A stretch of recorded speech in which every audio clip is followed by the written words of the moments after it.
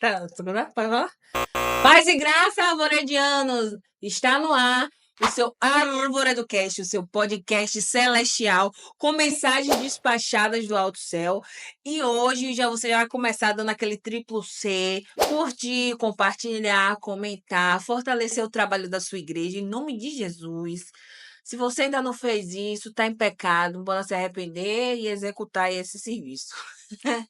Hoje, nosso convidado é o pastor Esnaldo. Seja bem-vindo, pastor. É um prazer estar aqui, é uma grande honra. Boa noite, Beth. A paz do Senhor a todos. Que Deus possa falar aos corações que vai estar nos ouvindo. Amém. Hoje nós vamos falar sobre um tema importante, um tema que tem sido muito falado, muito confrontado, muito atacado, muito defendido. Família. E é um tema que Família. eu amo. Então, amo. a gente vai descobrir o porquê. Vamos começar pelo começo. No princípio, Esnaldo era uma criança. Nasceu em berço cristão. Não nasceu numa... Nasci em berço cristão, só que minha família estava desviada, na verdade, né? Minha mãe, ela sempre foi crente, mas acabou desviando no decorrer do tempo. Eu sou o quinto de 6 irmãos, né? E tem coisas que marcam a gente, né? Eu lembro que minha mãe, mesmo longe da presença do Senhor, ela me ensinava e nos ensinava, antes de dormir, orar o Pai Nosso. Eu pegava a Bíblia, eu pequenininho, 5, 4 anos de idade, e eu lia, e aquilo se tornou para mim uma raiz, né? Porque lá na frente teve uma influência muito grande, né, na minha vida. Essa infância voltada a ler Bíblia, né, a orar o Pai Nosso, a orar a Deus, né? E ela sempre nos ensinou esse princípio. Aí seu pai também já era cristão? Não, meu pai também conheceu Jesus quando novo, né? Mas também se desviou e passaram muitos anos desviados, muitos anos longe de Deus, né? Contudo, Deus me concedeu a graça, né? Que eles mantinham o princípio cristão na família, né? Respeito. Eu sou da época de pedir a bênção. A mãe, a pai, a avó, a desconhecidos, né? E isso traz a gente essas marcas, né? Que faz a gente até falar sobre isso, né? Amar, falar sobre família, é porque você viveu esse tipo de coisa desde a infância. É, verdade, verdade. Os princípios, eles permanecem ali. Mas sua família, você falou que chegou a se desviar. Quando foi que eles se reconciliaram? Sim, aí é uma história linda. Na verdade, eu posso dizer que eu, com 8 anos, eu comecei a me envolver com música, né? Meu pai era sambista, fazia parte de grupos, né? E parou um tempo por causa de trabalho e tal. Mas eu estava sempre influenciado por esse tipo de som, samba, pagode. E com 8 anos, meu irmão mais velho, né, começou a tocar um violão, formou um grupo e decidiu que eu ia ser o cantor do grupo. Aí com isso eu comecei a ensaiar com eles. Com 11 anos a gente começou a se apresentar. Eu não imaginava que ia tomar uma proporção grande esse grupo. Do grupo se tornou uma banda e a gente começou a fazer shows em toda a Bahia, né? Gravamos rádio, fizemos televisão. Foi foram uns 10 anos, né? Foi dos 11 até os 19, os 20 anos, cerca de 2001, 2002, eu encerrei isso. Porém, nesse intervalo em que eu estava voltado a esse negócio de música, de shows, de eventos, viagens, né? A minha irmã, hoje evangelista, congrega comigo, Eliana, chegou aqui no Arvoredo, né? Tava começando essa obra, e eu lembro que ela falava muito que tinha pulgas, né? Não sei, Todo mundo conta que essa tinha história. pulgas aqui, mas era uma glória, com pulga ou sem pulga, era uma glória que descia nesse ambiente, né? E ela foi a coluna que trouxe minha mãe, né? Trouxe minhas irmãs, e minha família toda se converteu, né, ao Senhor. Aqui eu ainda estava tocando, fazendo shows. Eu não tinha contato com minha família assim, porque eu saía de manhã, minha vida era com produção, a van pegava, tinha patrocínios de shopping, né? O espaço aqui do lado, o Ceifar, era nosso, a gente que fazia os eventos ali, porque a dona tinha cedido para nós aquele espaço. Então, meu contato com minha família era pouco, né? E um certo dia, minha irmã já muito envolvida com Deus, muito usada com Deus, eu comprei uma cômoda e decidi pedir para ela orar por essa cômoda. E aí sabe como Deus fala, né? Aí Deus se revelou, falou de eventos que eu sei que eles não sabiam, né? E que se eu fosse, o laço estava preparado para eu morrer. Aí eu comecei a me inclinar ao Senhor. Eu lembro que nesse dia a gente teve um encontro de casais que o bispo fez, né? Mas a pastora Cássia e tinha um evento para eu tocar. E eu tinha que escolher entre vir para a igreja e fazer o show. Aí eu escolhi vir para a igreja. Vim para a igreja, mas não aceitei Jesus nesse dia. Meu filho nasceu, para resumir, e quando meu filho nasceu, nasceu muito doentinho. E eu ainda resistindo, né? Deus usando um vaso ali, usando um vaso aqui. Eu já ficava assustado, não queria nem dormir mais em casa, porque quando eu dormia em casa, começava a ouvir barulho de línguas estranhas. E aí, na época não tinha porta, era cortina, abri uma cortina e toma ele entrega a revelação para mim. Tem que se converter, para o menino ficar sarado. Aí eu decidi, no coração, eu disse, eu vou fazer o teste. Se é Deus que está me chamando mesmo, meu filho vai ficar curado assim que eu aceitar Jesus. E eu senti lá no fundo, em um culto de segunda-feira. O bispo pregou, eu falei, se ele não fizer o apelo, eu vou até ele. E ele não fez o apelo. Aí eu vim até o bispo aqui, falei, eu quero aceitar esse Jesus. Eu não sei o que aconteceu na igreja, porque foi uma glória que desceu na hora que eu falei, o bispo falando no microfone, e eu vi todo mundo gritando, dando glória a Deus, pulando. Fiquei sem entender, mas quando eu cheguei em casa, meu filho estava curado. Oh, glória a Deus. Ele tinha muito caroço, muita feridinha, muito problema de respiração e não teve mais nada depois que eu aceitei Jesus. Sumiu tudo, né? Aí foi a peleja para eu ficar firme com Cristo, porque ali eu aceitei Jesus, mas as propostas continuaram vindo, né? E teve uma que foi para balançar, né? Que eu tinha minhas letras, surgiu uma proposta para a gente viajar para o exterior, né? Já fazíamos pagode, já tinha uma estrutura já de banda. E eu vim uma quinta-feira pela manhã aqui e eu não tinha comentado nada com ninguém. Até o pessoal da banda só sabia uma pessoa que a gente ia fazer essa viagem, porque a gente ficou em off para que ninguém espalhasse, para que não desse nada errado. Eu já no meu coração de sair da igreja e voltar a cantar, esse tipo de coisa. Quando a missionária Eliane, que dirigia o culto aqui pela manhã, no final, entregou uma revelação que eu sei que foi Deus, porque coisa de quando eu estava no ventre de minha mãe que ela me contava, né? Dos livramentos que Deus me deu, me concedeu. E nesse contexto, quando ela falou da viagem que ninguém sabia, só eu e outra pessoa, eu falei, poxa, é Deus. É Deus, eu não tenho como fugir disso. Foi aí que eu me firmei e não me afastei mais do Senhor. Glória a Deus. E o chamado pastoral? Foi que Beth, veio. esse chamado, eu já sentia uma chamada de liderança, né? Na época do mundo, porque assim todo mundo me procurava, sempre procurava conselho. E eu muito novo, as pessoas sempre procuravam conselho de mim. E quando eu aceitei Jesus, em pouco tempo eu comecei logo a cuidar de pessoas, de forma involuntária. Me mandavam mensagens, as pessoas me procuravam, queriam um conselho. Quando eu descobri que eu era crente, começaram a me procurar. E aí eu passei acho que uns 10 anos ainda como evangelista, pregando, subindo e descendo, mas já atuando, de certa forma, como pastor, cuidando de pessoas aqui no bairro, pessoas de outro estado. E onde eu passava, eu me identificava muito com família, por quê? Porque vinham muitos casais para se aconselhar, muita gente vinha, né? Eu tenho um relacionamento de 25 anos, né? A minha esposa hoje, ela foi minha namorada na época do mundo, me acompanhava nos shows, né?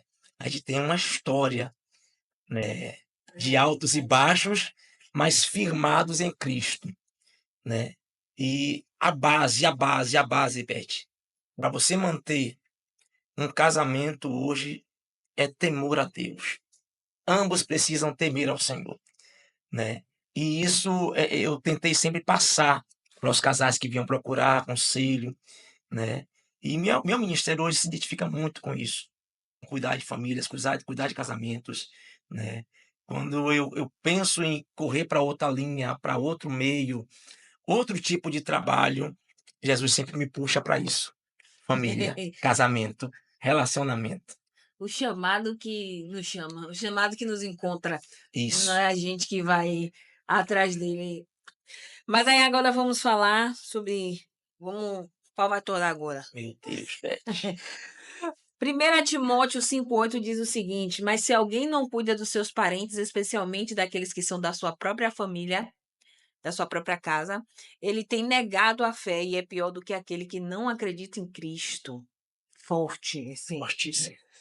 O que vem primeiro? A igreja ou a família? Olha, Beth, a família, com certeza. Porque a família é a base da igreja, né? A igreja existe porque existe uma família. Então a família vem em primeiro lugar. Esse é o meu entendimento e essa é a visão saudável. É, visão saudável. Para se ter um ministério forte, tem que se Família. ter uma família forte. Famílias bem estruturadas. Exatamente. Pô, deve ser por isso que a igreja é a instituição tão atacada, né? Exatamente. Até porque esse projeto que nasceu no coração de Deus, chamado família, é o alvo do inferno. A gente pega hoje os números de divórcios, né? E infelizmente é muito grande no meio evangélico, né? As Muito grande, estatísticas são tristes. terríveis, terríveis, né? Hoje você percebe qualquer coisa, qualquer situação, o mais fácil é você abandonar, né? Pedir o divórcio, se separar, e você entende que isso é uma ação espiritual, é uma ação do inferno, né? Porque o casal é o início da família. Começa entre o homem e a mulher, Uhum. não é verdade? A gente percebe um sistema que também tenta destruir esse formato natural deixado por Deus, né? Trazendo agora outros tipos de família, como homem com homem, mulheres com mulher, né? E é complicado isso demais, porém eu percebo que ainda existem remanescentes, Ah, homens e mulheres que lutam para preservar a família cristã, né? O seio da família, da forma natural deixada por Deus. eu ouvi uma vez do pastor Juscelio, né, que ele trabalha também no Ministério de Família, ele falou assim, que o estado dos relacionamentos, dos casamentos na igreja, Hum. reflete o relacionamento da igreja com o noivo. Então, se há muito, subentendendo, né? Se há muito divórcio, há rompimento de aliança com o próprio Cristo. Exatamente. E é muito forte, né? Se você tem a facilidade de abandonar um propósito que você fez diante de Deus, é um primeiro abismo para que você também abandone os caminhos do Senhor. É. Você entende? Um abismo chama outro, né?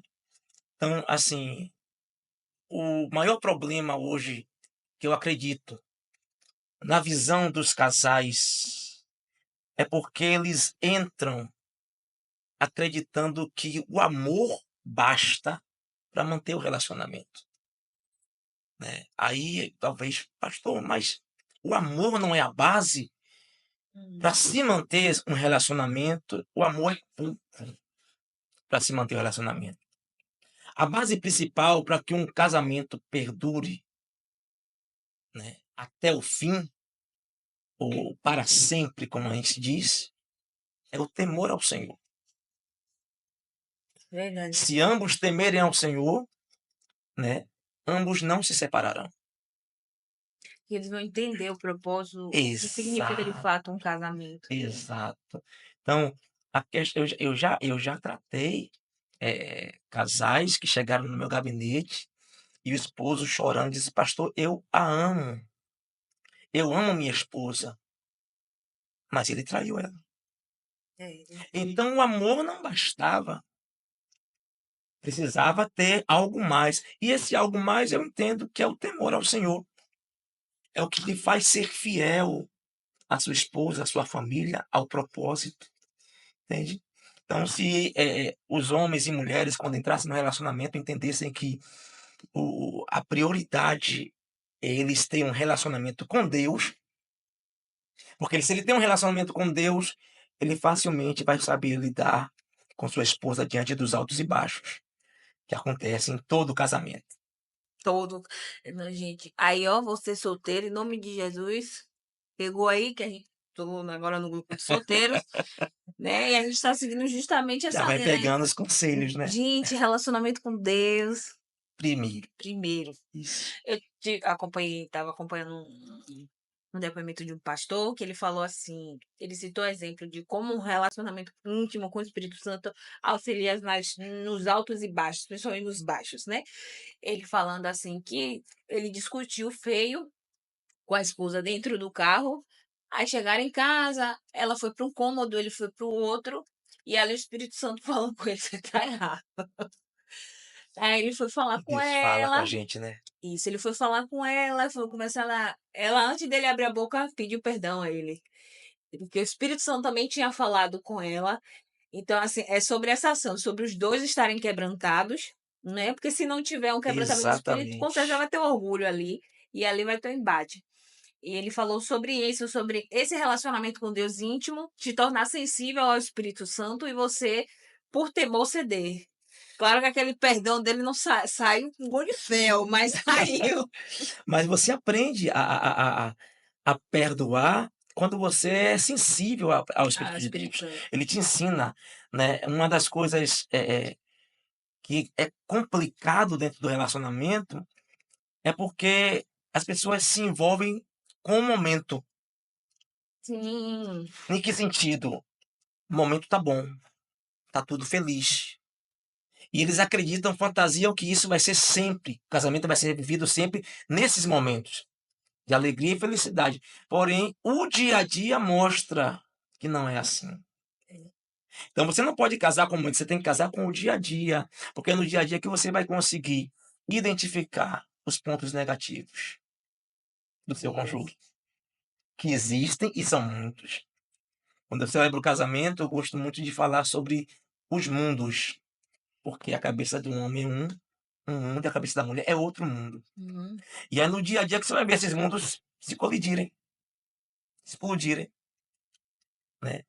Aí alguém pensa, acredita, que só em dizer sim está casado, não é isso? Eu Sim. disse sim e eu aceitei diante do pastor, diante do altar, e o casamento não começa quando você diz sim. O casamento começa quando você suporta o primeiro problema. Aí o casamento começa. Quando cria aquela situação que está desgastando, que você já vem dizendo, rapaz, não é assim. Vem por esse caminho, você não vai mudar, não. E a pessoa não muda. Começa a desgastar. Ou quando aquela pessoa que você declarou que quer viver com ele para sempre, ou com ela para sempre, te fere com a palavra. É ali que o casamento começa. Porque aí você vai colocar na balança. Eu tenho que superar isso. Verdade. Eu tenho que passar por cima disso. É ferro Então, afiando ferro. exatamente. Então, aqui está, a gente está falando sobre família, aqui está o início da família. Homem e mulher. Né? Muitas famílias hoje, Beth, foram destruídas. Estão dilaceradas. Filhos de pais separados, com traumas, né? Eu vou confessar uma verdade para você que nos ouve aqui hoje. Forte. É muito forte isso. Estamos numa geração que ninguém quer ter mais filho. Cara, é verdade. Não, isso é sério, Beth. Isso é Isso muito mexe sério. comigo, mexe muito comigo. Isso mexe muito comigo também. Principalmente porque eu tenho certeza que vocês já assistiram o meu episódio contando meu testemunho a respeito do aborto. E esse é o tema, foi o tema da semana passada, por exemplo, do meu ambiente de Sim. trabalho. Você não quer mais ter filho? Eu sempre digo, eu quero ter filho. Eu ainda quero ter filho. Mas você diz agora que seu filho é grande, não sei o quê. Eu falei, mas é propósito do Senhor. É esse filho que eu vou formar nesse mundo mal e realmente é uma peleja você criar, educar filho nesse É complicado. contexto. Eu tô com a Exato. filha adolescente passando por diversos enfrentamentos, inclusive batalhas espirituais. Um adolescente de 13 anos lidar com uma batalha E não é espiritual, fácil. né? Mas são esses filhos que você formou que vai combater o mal. Que a gente tanto. Esse filho criado na presença do Senhor que vai combater o mal, reprimir o mal no futuro. E aí os meninos falam: ah, porque filho custa caro. Foi os carros que vocês compram custa caro, Não, é isso. o coisa custa caro. Vários pontos que hoje a geração coloca para dar uma desculpa, né, nessa frase que vai de contra As escrituras. as escrituras, né? Eu tive um ano, uns 3 a 4 anos atrás, que eu casei uns 10 a 11 casais, assim, no ano. Desses 10, 11 casais, dois Tem. tiveram um filho e não querem ter mais. E 8 a 9, né, não querem saber de ter filhos. Alguns dizem, não, somos muito novos, não quero. Outros são taxativos, não, a gente não quer ter filho. Ter filho pra quê? Nesse mundo, com É, esse sistema. esse sistema. Botar um filho nesse mundo. Aí eu paro de vez em quando e penso, meu Deus, e a sua ordem, o seu, né? O que o Senhor deixou escrito. Eles vão formar família somente homem e mulher. Não vai ter Fruto. um fruto. Então, eu ainda tento, né? Prego, converso nos bastidores com eles. Tem que ter dar um netinho para o seu pastor tal. Mas é uma geração que está mesmo abraçada a essa ideia de não ter filhos, de não ter filhos. E você vê o quê? É, Concluindo o que eu estou falando, o falecimento da da família. família. Se atribui. Eu vejo muito egoísmo. Não é somente uma preocupação com o mundo mal. Você concorda? Concordo, Porque, concordo muito, muito com porque isso. assim, é o que você falou, a palavra diz, os filhos são herança do Senhor. Bem-aventurado aqueles que enchem a sua casa, os filhos da juventude, né? Exato. São flechas na mão do arqueiro. Eu não, eu vejo assim como para ser feliz hoje, inclusive foi essa a motivação para o aborto, né, que eu fiz e me arrependo muito. Foi isso, uma pessoa cheia de filhos é uma pessoa fracassada. Esse foi o pensamento, né? Esse foi o pensamento. Eu talvez não tivesse a consciência de reproduzir, o entendimento para eu reproduzir isso só com o Espírito Santo. Mas assim, eu já tinha aquela coisa, 2 filhos, jovem, cheio de filhos. Essa é a minha mentalidade enquanto ímpia. A preocupação é que você está falando aí agora, casais cristãos que têm a mesma mentalidade. E E para você desconstruir, né, essa ideia na cabeça deles, tem que buscar muito, muito, muito de Deus, né? Aí a gente para analisar e percebe, né, que nesse contexto que estamos conversando aqui, aos poucos vem diminuindo, né, os frutos na casa. Eu falei a você no início que eu sou o quinto de 6 irmãos. Sim. Você percebe que as gerações passadas faziam muitos filhos, É.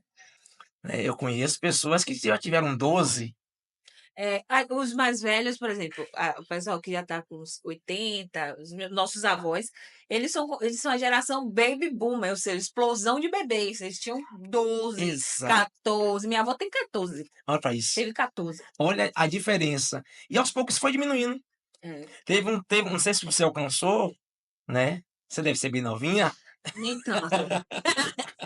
Os 30 mas anos aí assim, calejado das costas. é, 90, 92, 94, já tava aquele clima de ter 3 filhos. 3 filhos. né? As famílias queriam ter 3 filhos, eram 3. Hoje chegamos aqui em 2024 com muita gente dizendo: "Eu não quero ter nenhum". Nenhum.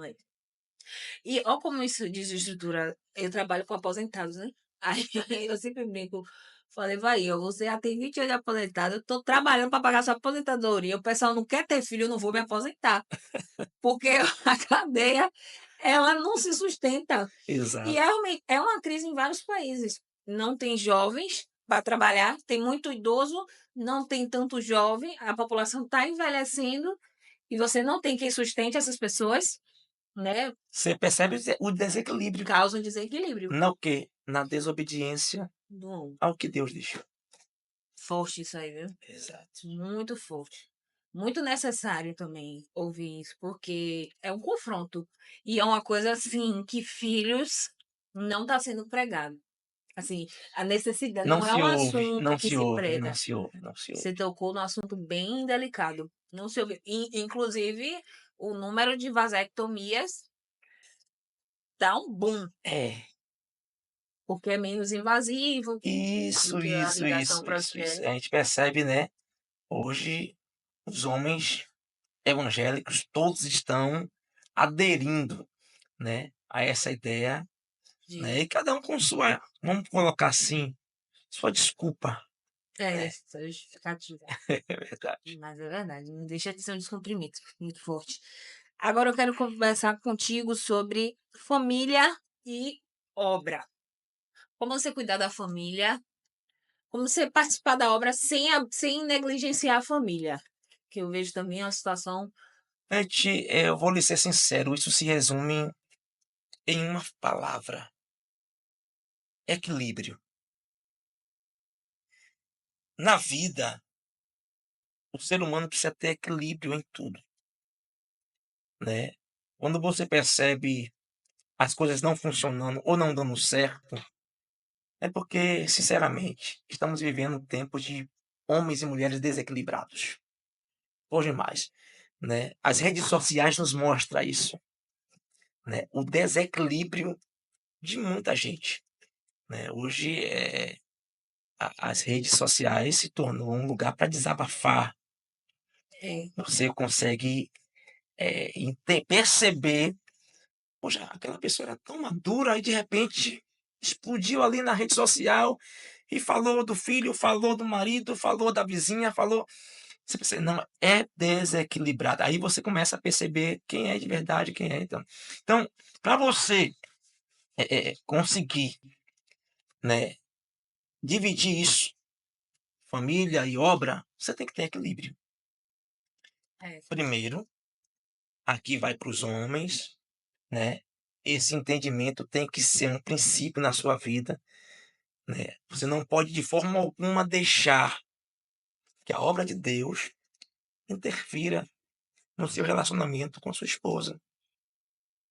Até porque, para que você faça essa obra, você tem que estar bem com sua esposa, é. né? E existem necessidades. A mulher tem necessidades e o homem tem necessidades. Aí vamos para coisas básicas, como que um shopping, uma praia, Um um lazerzinho, né? cinema. Uhum. Você tem que levar a sua esposa para passear. Você tem que tirar um dia, né? Nem que você, né, coloque na sua agenda, né? Ó, minha agenda hoje é com minha Tá, esposa. já Por que cancela. eu tô falando isso? É só para minha Porque eu esposa. tive que fazer isso um certo tempo da minha vida, porque era muita agenda, né? Além de agenda para fora, tinha os compromissos internos, né, do ministério. E se eu não colocasse na agenda, iria atropelar o meu casamento. Então não pode. Então tem que existir esse equilíbrio, né? Viagens, isso é muito importante. Ah, gente, é tão bom você fazer a obra de Deus em concordância e feliz com seu cônjuge. Pense nisso.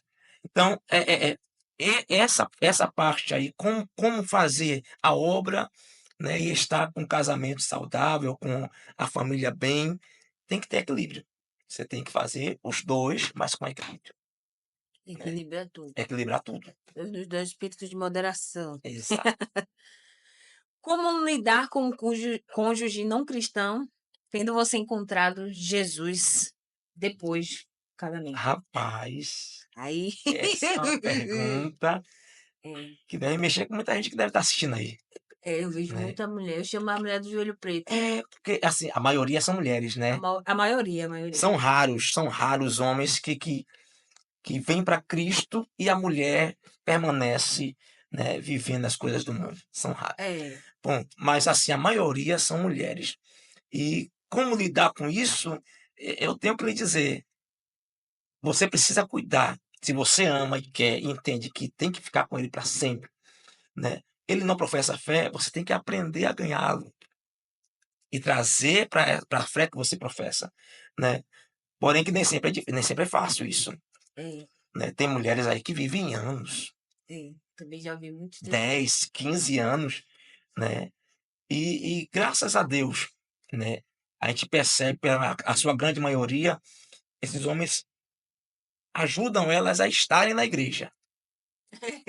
Eles não querem estar, Vai lá pegar a poção. eles não querem fazer parte, mas não, minha mulher tem que estar lá, É. né? Porque, na verdade, assim, eu já ouvi um testemunho de um desses homens, né? Disse, "Oxe, eu vou querer minha mulher no mundo, minha mulher na igreja tem os princípios que diz, ó, ela não vai me trair." Então ele se aproveita de certa forma. Ele gosta dos princípios e Exato, deveres que ela tem que cumprir enquanto exatamente, esposa. exatamente. Mas respondendo a sua pergunta, como lidar com isso, entra também a mesma palavra que eu falei daqui a pouco antes, né? Equilíbrio. Ela vai ter que ter muito equilíbrio, né? Porque vai enfrentar muitos desafios, velho. Como? Eh, ele vai ter momentos que vai querer que ela esteja com ele em algum evento dele. Uhum. Um casamento de família que vai rolar aquele pagodão, né? Aquela bebedice. E eu me pego com muitas ovelhas sofrendo isso. E qual é o conselho que eu dou? Acompanhe seu marido. Vá com seu esposo. Mas, pastor, não me sinto bem. Sim, se revista, ore. Você não vai, né, de forma alguma, entrar no jogo ali, mas você vai estar do lado do seu esposo. Ele vai sentir que você está com ele naquele momento, né? Porque assim, você não pode abrir brechas. É, verdade. Você não pode dar brechas. É o seu marido. Ele não aceitou Jesus ainda, mas você é o testemunho vivo que vai trazer ele para Cristo. Imagine se você, em todo convite que ele fizer, disser não. Não, não vou, não, porque eu sou crente. Ele vai olhar e vai dizer assim: pô, o perfil de cristão é muito chato. É, é a ideia, né, que alguns levam isso, né, e que eu amo esse ministério, Arvoredo, porque a gente quebra isso. Essa ideia É. de que cristão não faz nada, é que se diverte. Não, eu ouvi essa semana ele é desviado, né? E ele é da Assembleia. Ele falou assim: não. Ele falou assim: a gente tinha saído de um treinamento, tava cansado. Aí tinha aqueles isopor pro pessoal botar as cadeiras, né? A gente tá querendo conversar, tá precisando.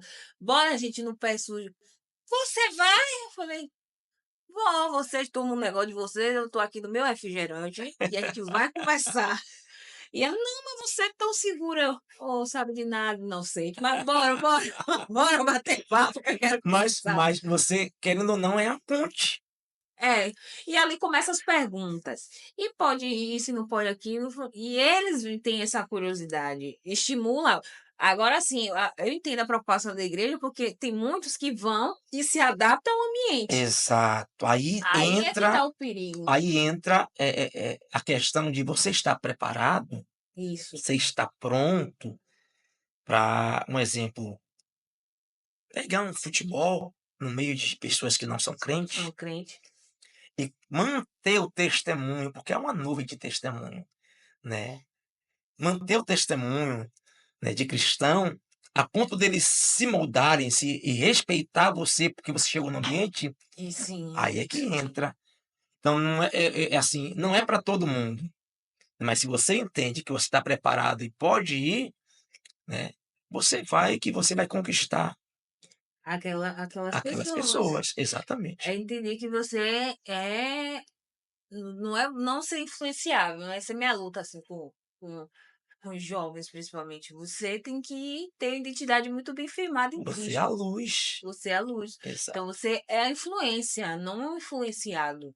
Exatamente. Todo mundo tá aí pra te influenciar mesmo. Mas, assim, é você o caçador ali, né? O pescador. Você tá no mar e o mar não é de crente, o mar é o mundo. Isso. Mas você tá ali para pescar aqueles peixes que estão ali no mundo. Então é você o agente transformador. Exatamente. Não, né? Muito, muito forte, muito interessante, meu Deus. Agora tem outro versículo aqui que tô muito bíblica hoje, né? Você tá Tô, crentão, tô, né? tô, tô no... Mateus 12:50 fala assim: Hum. Minha família são aqueles que fazem a vontade do meu Pai. E aí a pergunta: o que Cristo quis dizer com esta frase? Hum. Minha família são aqueles que fazem. Como conciliar a igreja, os meus irmãos, o corpo de Cristo e a minha família? O contexto aí É, tem um contexto, né, Tony, né? desse texto revela que Jesus está envolvido com os discípulos e a multidão. E a multidão queria estar com ele. Os Sim, discípulos estavam em volta dele. Mas a família de Cristo não estava. A sim. mãe e os irmãos de Cristo, de sangue, não estavam presentes na obra que estava sendo feita. Você percebe aí, Beth, a questão da palavra prioridade. Hum, Prioridade. O que acontece? Eles chegaram, mãe, irmãos, e agora não queriam a atenção do Cristo. E vieram trazer essa notícia, né? Ó, sua mãe e seus irmãos estão aí. Aí ele dá essa resposta. Minha mãe e meus irmãos são aqueles que fazem à a vontade. vontade de meu Pai. Jesus está deixando claro que não tem a ver com o sangue, porque é a mãe dele, porque são os irmãos dele. É com quem está disposto a priorizar o reino, né? Então ele aponta e diz: esses são os meus irmãos e a minha mãe. Ele está apontando para quem? Para os discípulos que estão com ele naquela obra. Naquela hora. Entende? Então a questão aí se resume nisso, e priorizar, né? A gente tem que priorizar o Senhor acima de tudo. Ele deixou claro sobre isso. Buscai primeiro o reino de Deus, né? Então a gente precisa colocar o Senhor no centro, no topo de tudo. De todas as coisas. Exato. Qual conselho você dá, assim, por exemplo, semelhante que a gente falou aqui, né, da mulher, mas o familiar não é cristão e a pessoa está altamente envolvido na obra, né? Chega os finais de semana, chega as datas Festivas. festivas, você não tem a sua família no ambiente eclesiástico, você não, às vezes não são convertidos, sempre tem um, você só anda na igreja, Solta aquele solta sotaquezinho. aquele sotaquezinho, só quer saber de igreja, sei o quê, sua família, e não liga mais. Qual conselho você dá para quem está vivendo esse contexto? Poxa, cara, isso aqui é algo terrível. E que eu vejo muita gente sofrendo com isso, né? E, infelizmente, você percebe que muitas das vezes essas pessoas que estão criticando não querem mesmo, de forma alguma, compromisso nenhum com o caminho que você escolheu. Uhum. A vida é feita de escolhas. A vida é feita de escolhas. A gente vive hoje o que nós escolhemos ontem e viveremos futuramente o que escolhemos hoje. Entende? Então, dentro dessa sua pergunta aí, o meu conselho é que você não pode, de forma alguma, deixar o Senhor para agradar homem. Uhum. Você entende? Sim. Escute, porque assim, nós estamos falando de parentela. É verdade, estamos falando de quarentena. Parentela. Porque a parentela normalmente é que faz isso. Festas de final de ano, Natal. né? Que todo mundo quer se reunir. Uhum. Então, cadê Beth? Beth nunca vem participar com a gente nas festas da família. Ah, só quer Beth só saber quer de. romper na igreja. É, Beth sabe o que ela quer. Beth quer subir aos céus. Beth quer ser arrebatada. em nome de E Jesus. Beth não pode, de forma alguma, trocar Jesus por causa de vontade do homem. Não, Entende? verdade. Eu acho, é o meu pensamento, priorize o Senhor, que em pouco tempo essa parentela vai estar toda com você na igreja. Eita glória! Ah, meu Deus, aí, eu Amém. tomo posse dessa palavra. Amém.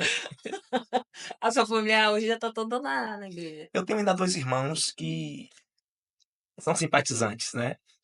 Mas Jesus vai pegar eles. Simpatizante, gostei. Jesus vai pegar eles. Vai Tá pegar. namorando com o Vai evangelho, mas vai pegar. virar noiva. Mas eu sou um bem-aventurado, né? Eu sou um bem-aventurado porque eu tenho minha mãe, minha sogra, cunhada, sobrinhas, né? Minhas irmãs, que são as bênçãos de Deus, né? Todo mundo comigo no ministério, né? E você pastorear, né, sua família, É né? verdade. Isso é um privilégio, né? Eu sou do que no caso, então eu sou o mais novo, né? Só tem uma caçula depois de mim. E você vê o respeito, você vê a atenção, né? As suas irmãs mais velhas pedindo a bênção para fazer alguma coisa, né? Há um respeito. Então, para mim, é um privilégio esse ministério pastoral. É árduo, É árduo. né? Mas é um privilégio. É, meu Deus, é mesmo. As pessoas, pastorear parente, né, é mais difícil ainda, né? Porque eles te conhecem, né? E eles têm acesso à sua ferida mesmo. Exato. Eles te conhecem, eles sabem o ponto forte, ponto fraco, né? Aí que você tem que realmente mostrar a mudança, né? Exatamente. Né? Porque, na Gente, verdade, liderança, não, a gente não, como é que eu posso dizer? A gente é seguido porque querem, porque eles querem seguir, né? Ninguém é forçado a seguir você, né? é, A estar debaixo da sua autoridade, né? Aqui não é autoritarismo que você impõe, isso, é autoridade autoridade. espiritual. Então você está debaixo dessa autoridade porque você quer. E para você estar debaixo dessa autoridade, você tem que enxergar um testemunho de vida, né? Testemunho, né, de Cristo verdadeiramente. E a gente busca manter isso, né? Esse testemunho de Cristo, de homem de Deus, né? Porque é o que nós temos que preservar hoje, nesse sistema em que, desculpa a palavra, é muito corrupto, né? E tem Pronto. corrompido muita gente. Corrupto é palavra fina, fina, coisa leve. Agora também você falou sobre isso, a gente segue quem a gente não é obrigado a estar debaixo dessa autoridade. Então, assim, a quem você escolhe, né, a se submeter como pastor, define que tipo de ovelha você é. Porque a Exato. palavra também diz assim: ajuntarão para si falsos mestres, falsos profetas que vão dizer o que você quer. Então, quem você escolhe determina muito que tipo de ovelha você é, né? Que tipo de cristão você Você é, quer ser. você quer ser. Exato. Isso você percebe assim. Eu falo muito isso no altar, muito mesmo. Porque é uma avalanche hoje, com as redes sociais, com a internet, né, com a facilidade da tecnologia. É uma avalanche de pastores que aparecem e que muitos não sabem o proceder. É, Ponto. Né? Tem muita gente que hoje se tornou pastor, ninguém sabe de onde vem, isso, né? E arrebata multidões na internet, isso. né? E hoje as pessoas buscam esses pastores para si, que vão falar o que elas querem ouvir. Porém, o pastor verdadeiro não fala o que a gente quer ouvir. Aí que é o Aí é problema. que tá o pingo no O i. pastor verdadeiro, ele tem cajado. E cajado é para direcionar a ovelha. Ele vai bater na ovelha para direcionar. Então, se você, aí você começa a perceber que tipo de crente você é. Se é daquela que vai pegar o cardápio como você quiser, ou vai esperar o Senhor colocar na mesa, né? Se você quer o cardápio que você vai lá no Google e você digita o que você quer. Quero hoje ouvir sobre vitória, eu quero hoje ouvir sobre eu vou estar bem, quero hoje ouvir que o meu futuro vai ser sucesso, né? Aí você vai no cardápio que você quer. Mas se você quer ser pastoreado, você vai ter que ouvir arrepender.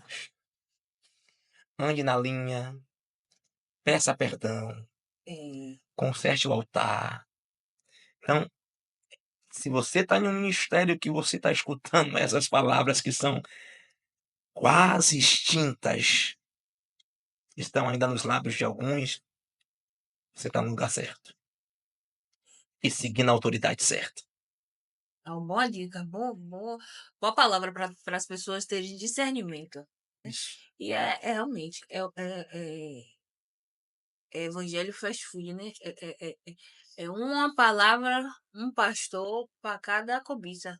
Então, se Isso. você quer dinheiro, você vai achar lá um que fale Exatamente. pega, sempre vai ter um que vai usar a palavra para isso, né? Eu aprendi que na Bíblia a fonte é a mesma, a fonte sempre é a Bíblia. Sempre Mas o é a espírito palavra. que opera é que é diferente. Pode ser o Exato. espírito do anticristo ou o Espírito Santo, né? Ele deu o exemplo da tentação de Jesus no deserto. É Hum. que o Satanás diz, está escrito, porque está escrito dará ordem aos anjos a seu respeito, mas Jesus diz, mas também está escrito, Exatamente. Você né? vê que ele Então, usa a palavra, né, de forma distorcida, né, para guiar Jesus a fazer algo que não era certo. é. Mas a fonte foi a mesma. A fonte foi a Bíblia. Exatamente, exatamente. Então você tem que ter Tem discernimento. que ter discernimento. E a própria palavra dá discernimento. Gente incrível, a Bíblia. É tremendo isso. Tremendo. Vamos a outro tema. Deus não tem netos. É bem você. E aí tem uma frase aqui, ó. Posso nascer numa garagem, mas isso não me torna um automóvel. Eita, Billy Graham. Jesus. Aqui vai um conselho para Hum. os filhos de pastor, né? Filho de pastor, nascido em berço cristão, sem passar pelo processo de confessar a fé publicamente, é crente? Misericórdia, essa aqui foi. Meu Deus, isso aqui foi. Claro que não é crente. Tá longe. Olha, cada um precisa confessar ao Senhor como o único e suficiente Salvador de sua vida. Então não tem essa, porque nasceu no berço cristão. Filho de Ó, crente não é crente. exatamente. Filho de crente não é crente. Ele tem que confessar o Senhor com seus lábios. E você tem que só mostrar o caminho, né? Você só precisa mostrar o caminho, ensinar os princípios e deixar que no tempo certo ele vai tomar a decisão, né? Eu me alegro, eu batizei o meu filho. Eu tive esse privilégio, né? E foi uma decisão dele. Ele decidiu, né, descer as águas, né? Caminhando, vinha para a salinha aqui, tal, tal. E de repente ele disse: Meu pai, eu quero me batizar. Ah, foi um dia muito alegre. Mas ele decidiu, entende? Então, você, pai, você, mãe, precisa só mostrar o caminho. As escrituras estão aí. Mostre o caminho para o seu filho. E ele tem que decidir, né? Não é porque ele é filho de pastor, filho de pastora, que o céu está aberto para ele, não. Ele vai ter que aceitar Jesus como Salvador. É, levar você a ter experiência, né, com o seu filho, levar essa criança, esse adolescente para Cristo é o grande desafio, né? Porque, pelo menos eu penso assim, é muito Demais. fácil você viver no ministério, viver até uma vida fervorosa e deixar o seu filho à parte. Você fala assim, ore pelo seu filho. E eles oram, intercedem e tal. Mas você acha que falta ensino? Olha, eu não acho que falte ensino. Não é por falta de ensino. Eu acho que o que está faltando mesmo, o que está faltando de verdade, é você fazer com que essas crianças não acessem tanto conteúdo tecnológico, Hum. né? A tecnologia tem, querendo ou não, levado os adolescentes, né? Porque assim, você pega hoje aí a ideia, a mensagem que é passada dentro das redes sociais é que você não precisa de pastor, você não precisa de líder, Uhum. né? Para ser crente, para ter Deus. Não, eu ouço isso muito. Eu pastorei um ministério de jovens, onde 80% é a juventude, né? Em um bairro periférico dificílimo de pastorear, É mesmo. né? O Arenoso é um bairro muito difícil. É um assédio muito grande aos jovens. Exatamente. Então, assim, a tecnologia, né, por eles ainda não terem raiz, né, e a raiz que eles não têm, não é porque a gente não está ensinando. É que quanto mais você ensina, a raiz vai crescendo, não é? Uhum. Ponto. Você está ensinando, a raiz está aprofundando. Porém, essas raízes vão enfraquecendo. Você acabou de ensinar, eles vão pegar, abre um vídeo aqui em que o cara distorce tudo que você ensinou, né? Fala que não, para que esse negócio de pastor? Você pode ter Deus sem precisar ter um líder. Você pode servir a Cristo sem estar dentro da igreja.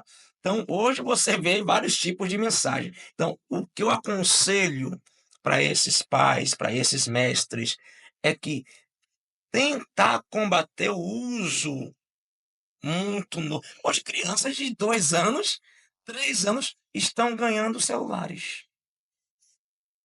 Um presente para o meu filho é um iPhone 15.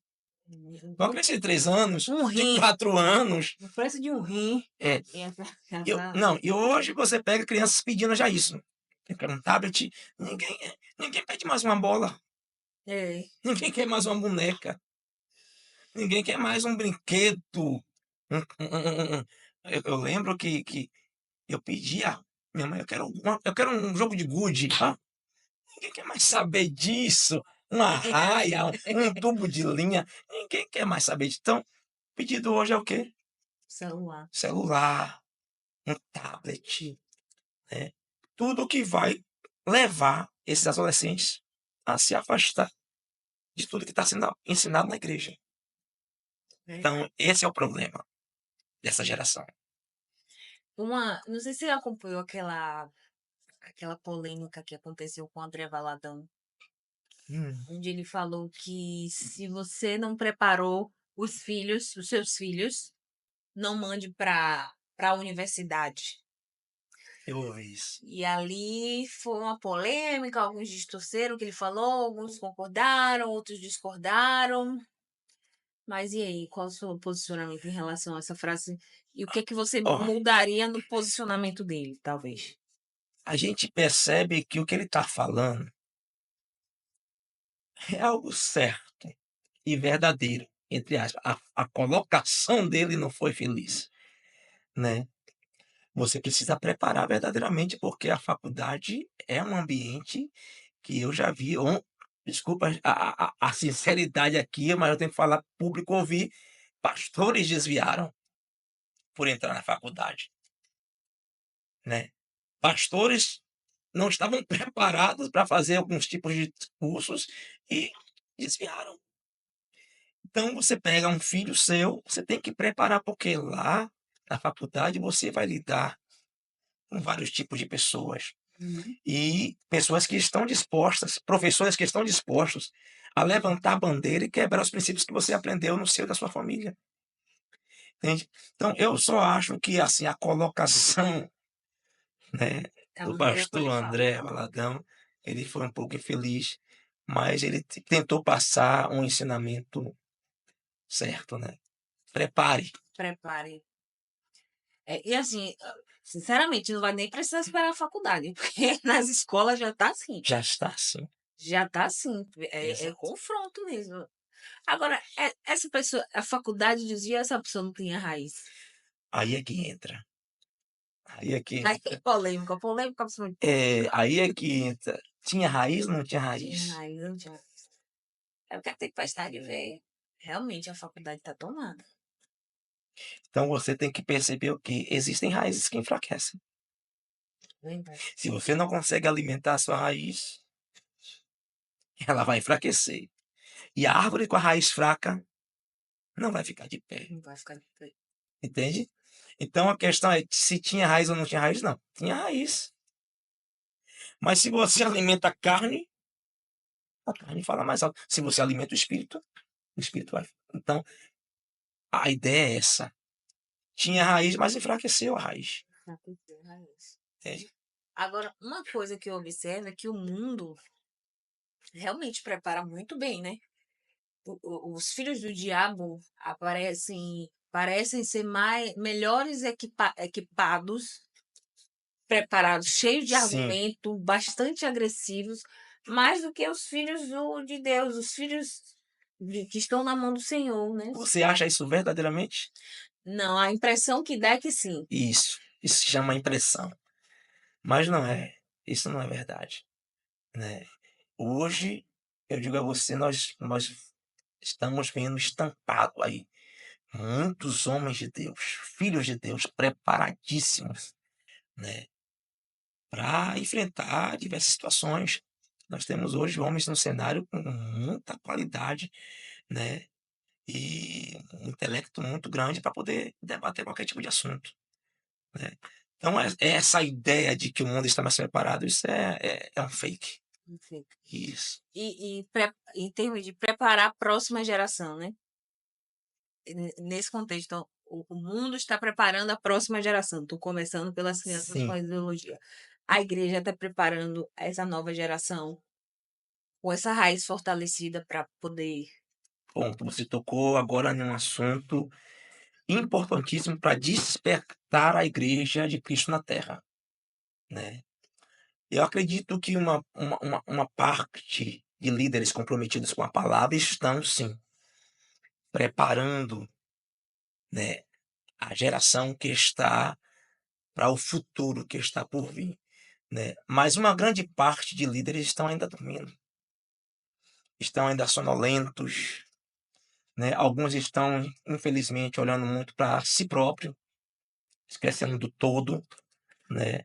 Mas assim, respondendo a sua pergunta, eu acho que nós precisamos despertar um pouco mais, né, em um todo, num total, numa totalidade, para que a igreja em si na terra prepare a geração futura.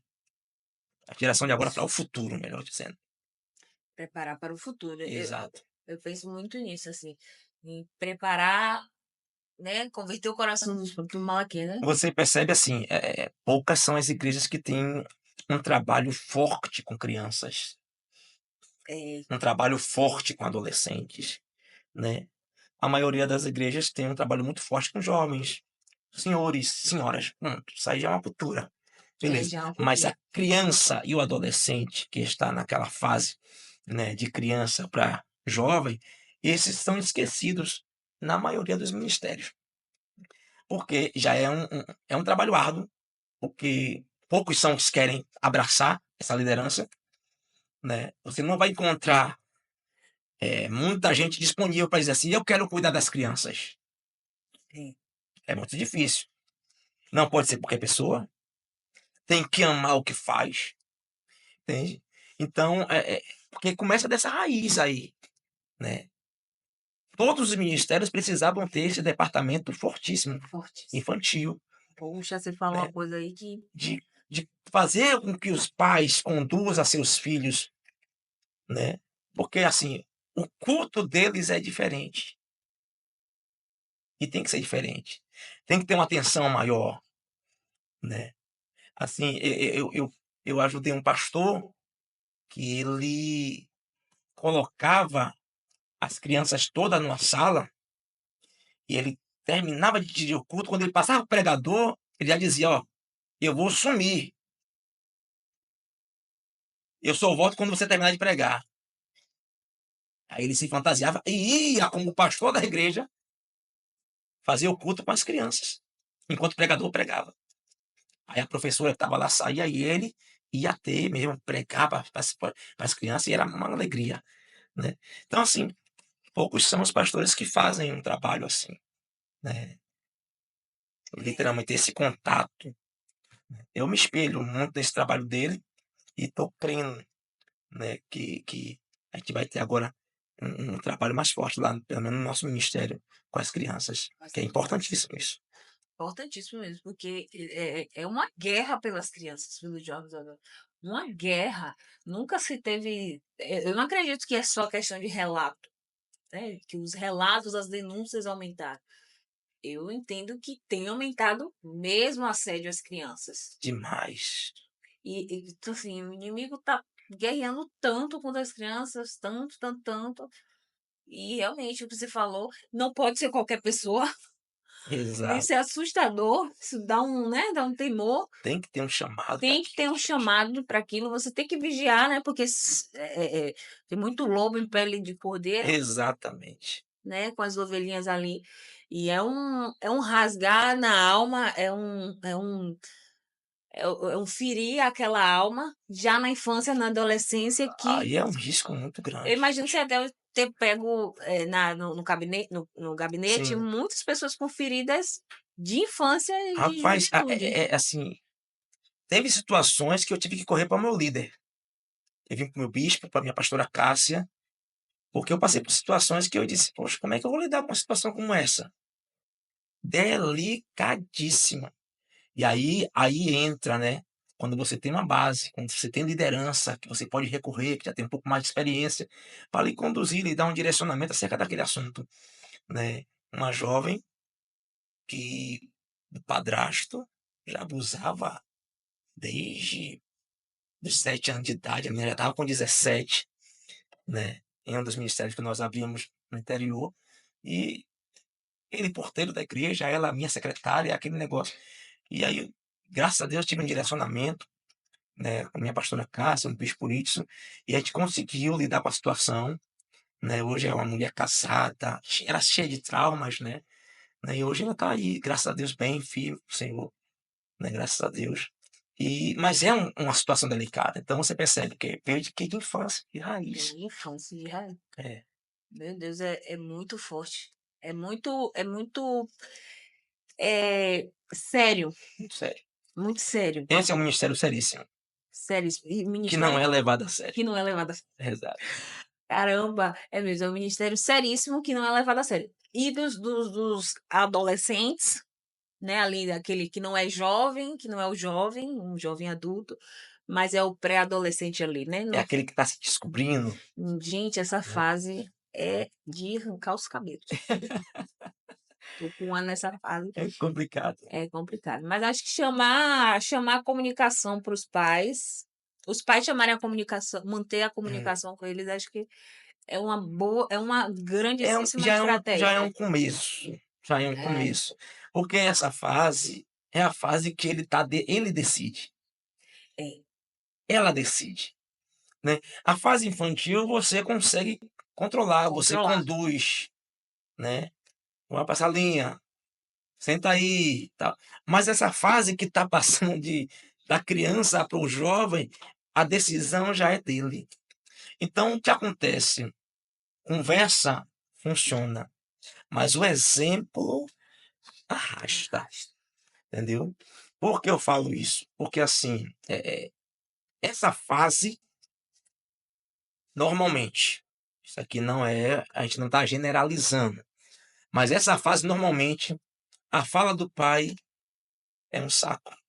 É, A fala da mãe, tudo que a mãe fala, quer fazer o contrário, porque a mãe acha que eu não sei, minha mãe acha que eu não sei de nada, né? Então eu já passei por isso, você já passou por essa fase, né? E que a gente já se achava homem ou mulher, né? E né? Não, eu sei. Sim, que o sim, pai tá eu dizendo, ó, sei. menino, leve a identidade, não saia sem identidade, né? Porque se a polícia te parar no meio da rua, o pai tá dando orientação, que é algo normal, corriqueiro, pode acontecer com qualquer pessoa, e aí tá sem identidade. Mas ele acha que a fala do pai é chata. Então, é uma fase que você precisa, na verdade, ser um exemplo vivo. Não basta só falar. Que às vezes falar não resolve, É, entendeu? Você tem que ser um exemplo vivo mesmo, para que eles possam enxergar em você, pô, meu pai tá fazendo, como meu pai tá fazendo, como minha mãe tá fazendo. Isso ajuda muito, muito nessa fase. Que na verdade, se você parar para analisar, no final, o que prevalece é o que você ensinou desde o início, é. Não, eu tô desde a passando raiz. desde a raiz. Eu percebo, assim, nesses últimos nesses últimos dias aqui, que o inferno tem se levantado para que eu perdesse a influência sobre a vida da minha filha. Assim, grande mesmo. O inferno se levantou, Você assim. já sente mesmo uma Você ação já sente que é espiritual. uma ação espiritual.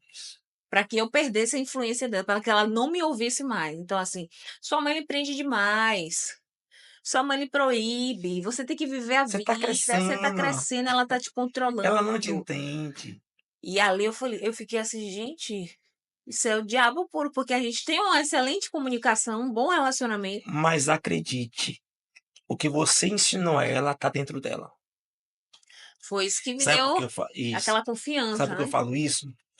Porque assim, minha época de adolescente, eu aprendi com minha mãe. Minha mãe sempre foi aquela guerreira raiz de princípios bíblicos, né? Então, minha mãe dizia, ó, quem pinta cabelo é vagabundo. A ideia, eu tô falando de uma ideia passada, né? Sabe que não tem nada a ver com isso. Quem anda de brinco, homem não anda de brinco, não usa brinco. Então, esse tipo de coisa, a gente vai crescendo.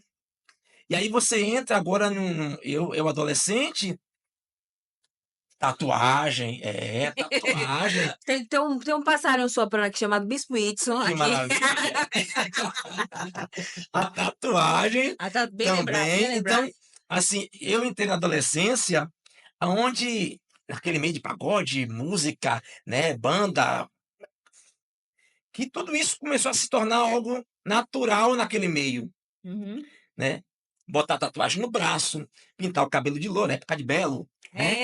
Pintar o Era. cabelo de loiro, botar brinco. E eu lembro que a gente tinha uma produção forte, a produção começou a querer que eu, como cantor, fizesse essas coisas. Chegou Dá pra mim, uma né? E pressão. disse: Ó, vamos ter que pintar o cabelo de loiro aí pra poder. A imagem do cantor, tal, tal. E aí, o princípio que minha mãe ensinou floriu. Entende? Uhum. Por mais que eu me debatesse com ela, minha mãe não me só, deixou aí, tal, tal, tal. Mas aquele princípio estava enraizado em mim. E eu lembro que eu disse: não, não vou pintar cabelo. Se quiser, continue como cantor, que da banda é sem cabelo pintado. Pronto. Brinco. Minha orelha não é furada. Mas eu usei brinco. Tinha de pressão. Impressão, né? Eu botava de pressão.